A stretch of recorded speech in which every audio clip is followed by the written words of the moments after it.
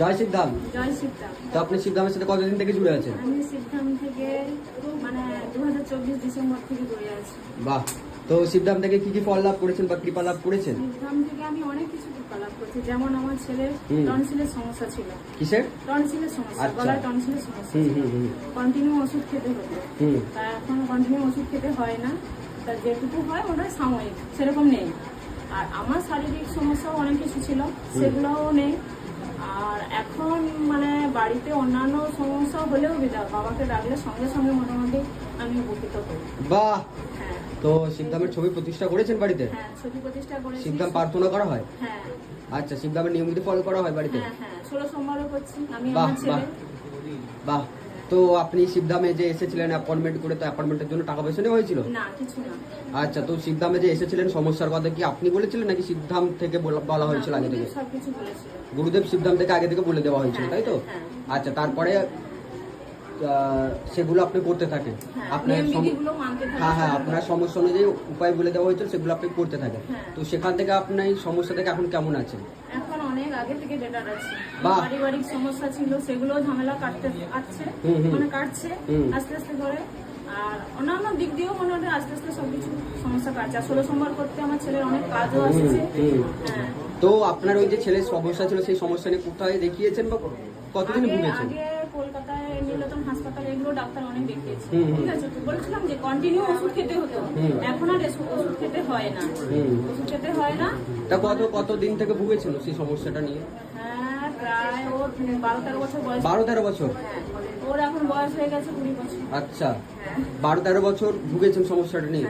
আচ্ছা, তো সেখান থেকে শিবধামে আসার পরেই কতদিনের পরে বুঝতে পারলেন কি হ্যাঁ কিছুটা ভালোর দিকে যাচ্ছে, বুঝতে পেরেছেন যেটা?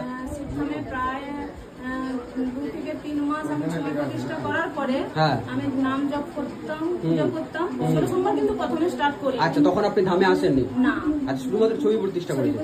আচ্ছা, ঘরে পূজা করতাম, সোমবার হলে পূজা করতাম, এমনি পূজা করতাম, 16 সোমবার পূজা করতাম না। আচ্ছা। তারপরে আস্তে আস্তে আস্তে আস্তে আমার ছেলেকে কিন্তু ওষুধ খেতে হলো না, ওষুধ খাওয়াটা বন্ধ হয়ে গেল। বা আমার শারীরিক অনেক কিছু সমস্যা ছিল, সেগুলো অনেক অনেক মানে সমস্যা কেটে গেছে। বাহ বাহ। তো আপনার ছেলের কতটা এখন ভালো আছে? অনেক অনেকটা ভালো আছে। যেটুকু হয়েছে তাহলে ডাক্তার যেগুলো বলেছিল সেই জায়গা থেকে খেতে হয় না, ওষুধই খেতে হয় না? 13 বছরের সমস্যা ভ্যানিশ হয়ে গেছে শিবধাম আসার পর? বাহ বাহ। আমি এটা খুব খুব মানে উপকৃত। তো তাহলে যারা শিবধামকে নিয়ে উল্টো পাল্টা কথাবার্তা বলছে বা বলছে শিবধাম ফেক জায়গায় সাজানো গোছানো লোককে দেখা হয় ওখানে, তো তাদের উদ্দেশ্যে কি বলতে চাইবেন? বা বলছেন যে শিবধাম থেকে কোনো রকম কাজ হয় না, কৃপা হয় না, তাদের উদ্দেশ্যে কি বলবেন? না, শিবধামে যারা আসেনি তারা কিছু জানে না, তারা আসুক, এসে দেখুক শিবধাম কি জিনিস। আমরা এসেছি, সবকিছু দেখেছি, জেনেছি, বা তার নিয়ম বিধি পালন করছি, আমরা জানি। ঠিক আছে, এবার নিয়ম বিধি পালন করে কাজ হচ্ছে আমাদের। হ্যাঁ, এবার তারাও আসুক, এসে দেখুক। আচ্ছা, তো শিবধামে যে আপনি এসেছিলেন সেবারে বাবা সম্বন্ধে উল্টাপাল্টা না বলে আসুক, এসে জানুক ঠিক ঠিক একদম। তো শিবধামে যে আপনি এসেছিলেন অ্যাপয়েন্টমেন্ট করে, তো অ্যাপয়েন্টমেন্টের জন্য কি কোনো রকম চার্জেস টাকা পয়সা নেওয়া হয়েছিল? বা শিবধামে ভিজিটিং চার্জেস, কনসালটেশন চার্জেস, ক্রিয়া করানোর জন্য টাকা পয়সা, বা এই যে জল তেল পুড়িয়ে দেওয়া হয় তার জন্য কোনো রকম টাকা পয়সা?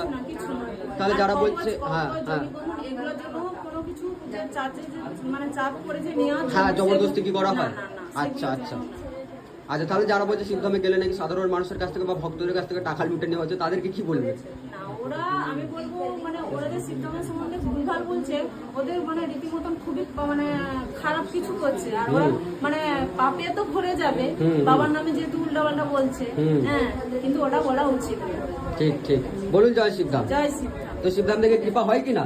অবশ্যই, আমি ডাকলে স্মরণ করলে আমি সবসময় যেন বাবাকে সাথে পাই। আর তৎকাল সবকিছু সমস্যার সমাধান, তাই তো? আর আমি যতদিন বেঁচে থাকবো মোটামুটি শিবধামের সঙ্গে যুক্ত থাকবো। একদম একদম, অবশ্যই। বলুন জয় শিবধাম। জয় শিবধাম। হ্যাঁ।